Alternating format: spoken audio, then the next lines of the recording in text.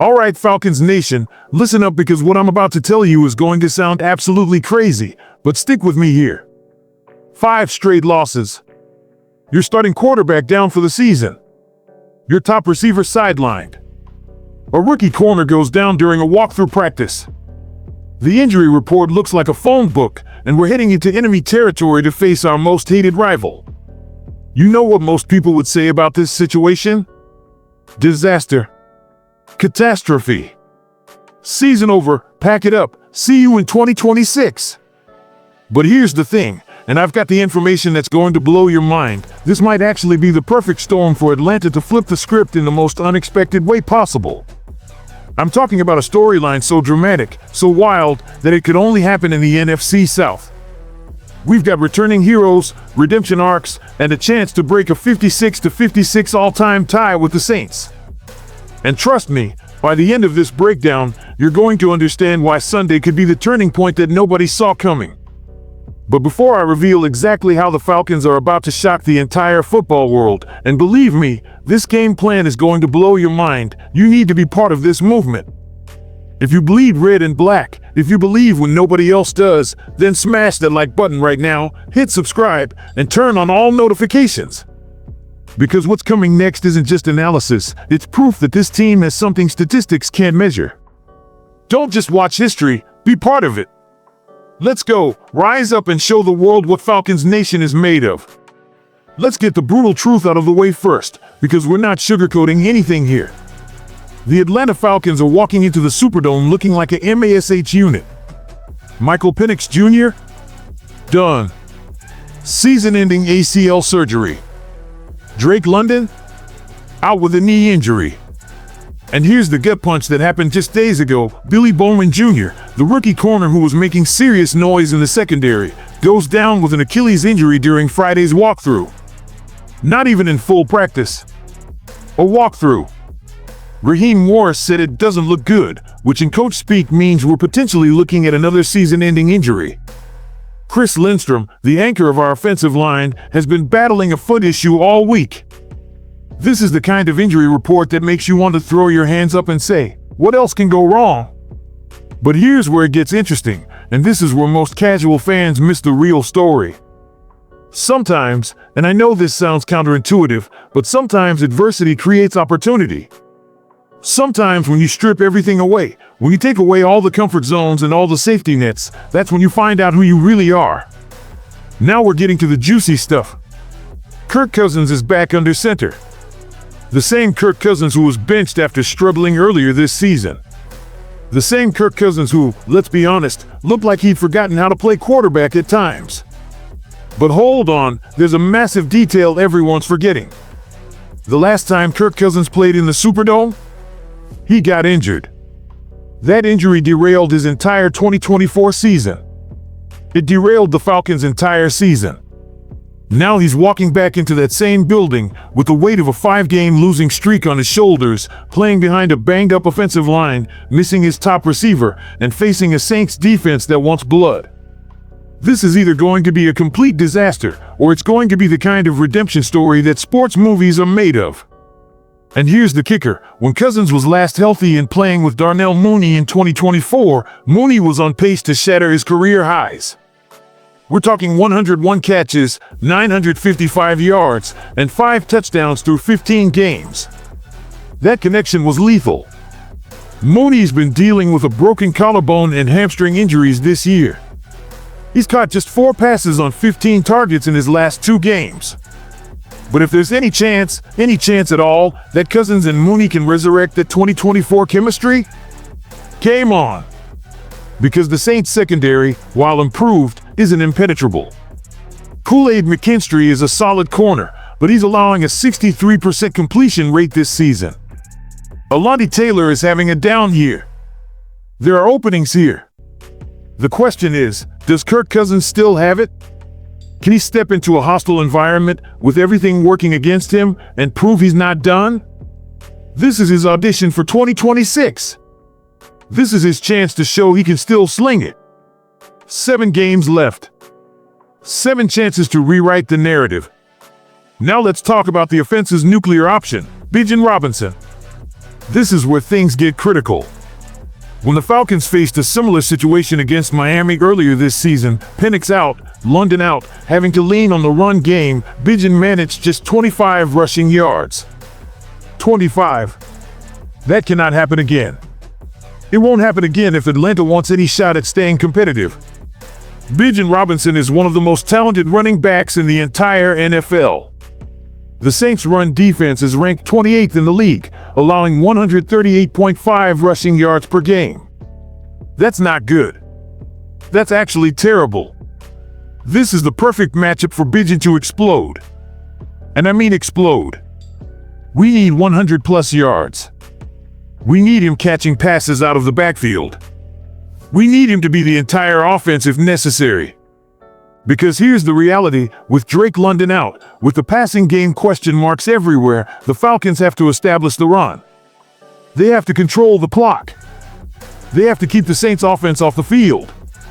If Bijan gets going early, if he can impose his will on that Saints defensive front, everything else opens up. Play action becomes deadly. Mooney gets single coverage. Cousins has time to operate. But if Bijan gets bottled up again, if the Saints stack the box and dare Kirk to beat them through the air, that's when things get dicey. Here's where the momentum can actually shift in Atlanta's favor.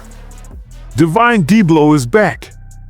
And if you've been paying attention to the Falcons' defensive struggles over the past 4 weeks, you know exactly why this is massive. When Deablo was healthy for the first 5 games of the season, the Falcons had one of the best pass defenses in the entire league. Top tier. Elite. Then he goes down with a forearm injury in week 7, and what happens? The defense falls off a cliff. Coincidence? Absolutely not. Deablo isn't just a linebacker, he's the quarterback of this defense. He enhances the coverage against running backs like Alvin Kamara and tight ends like Juwan Johnson. He's critical for the blitz packages. He shores up the run defense. His presence alone changes the entire complexion of what Atlanta can do defensively. The Saints are coming off a bye week with Tyler Shaw under center. Shaw is a rookie who showed promise in his last start, 282 yards, 2 touchdowns, 70% completion rate against Carolina. But he's still inexperienced. He's still learning. And now he's going to face a Falcons defense that just got its most important piece back. The Falcons have racked up 18 sacks in their last 3 games. They're getting after the quarterback. If they can hit Shaw early, if they can rattle him, if they can force him into making rookie mistakes, this game flips in Atlanta's favor fast. And with Deablo back orchestrating the defense, the odds of that happening just went way up. This is where championship culture gets tested. D. Alford steps into the slot cornerback role with Billy Bowman Jr. down. And here's the thing about Alford, when he filled in earlier this season during Bowman's hamstring injury, there was minimal drop-off. Minimal. That's not luck. That's coaching. That's preparation. That's having depth that can actually execute. The Falcons are going to need that same level of performance for the next 7 games. This isn't just about week 12 anymore. This is an audition for Alford to potentially be the first option moving forward, especially with Bowman's Achilles injury likely lingering into 2026. And that's the thing about adversity in the NFL, it reveals who's ready and who's not. It separates the pretenders from the contenders. The Falcons claim to be mentally tough. Raheem Morris has been preaching resilience all season. Now we get to see if that's real or just coach speak. Let's not forget what this game means beyond just the standings. The Falcons and Saints are tied 56-56 all time. Tied. After all these years, all these battles, all the hatred and bad blood, we're sitting at a perfect split. The winner on Sunday gets to break that tie. The winner gets bragging rights. The winner gets to twist the knife. And make no mistake, the Saints want this. They're 2-8. Their season is basically over. But beating Atlanta? That makes everything worth it. That's the kind of win that salvages a lost season. That's the kind of win that Saints fans will talk about all offseason. The Falcons? They're 4-6 and clinging to playoff hopes by their fingernails. They need this win to stay alive. They needed to stop the bleeding. They needed to prove that this season isn't spiraling completely out of control. This is the kind of game where records don't matter. This is the kind of game where anything can happen.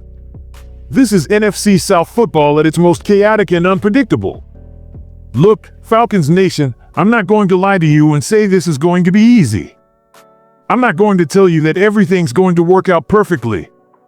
The reality is that Atlanta is going into this game at a massive disadvantage. The injuries are real. The struggles are real. The 5-game losing streak is very real. But here's what I will tell you. Some of the greatest stories in sports history have come from moments exactly like this. When everyone counts you out. When the odds are stacked against you. When you have every reason to quit and no reason to believe. That's when heroes are made. That's when legends are born. That's when a team finds its identity and says, you know what? Not today. We're not going down without a fight. Kirk Cousins has a chance to redeem himself. Bijan Robinson has a chance to put the team on his back. Divine Deablo has a chance to prove he's the defensive leader this team desperately needs. Darnell Mooney has a chance to recapture that 2024 magic. D. Alford has a chance to show he belongs. And the Atlanta Falcons, as a team, have a chance to show that mental toughness isn't just something you talk about, it's something you prove when everything is on the line. Sunday at 1 p.m. Eastern Time in the Superdome. Falcons and Saints. 56-56 all time. Winner breaks the tie. Loser goes home empty. This is the kind of game that defines seasons. This is the kind of game you'll remember forever. Rise up, Falcons Nation. It's time to prove the doubters wrong. It's time to show the world what this team is really made of. And it's time to remind everyone why, no matter how bad things look, you never count out the dirty birds. Go Falcons!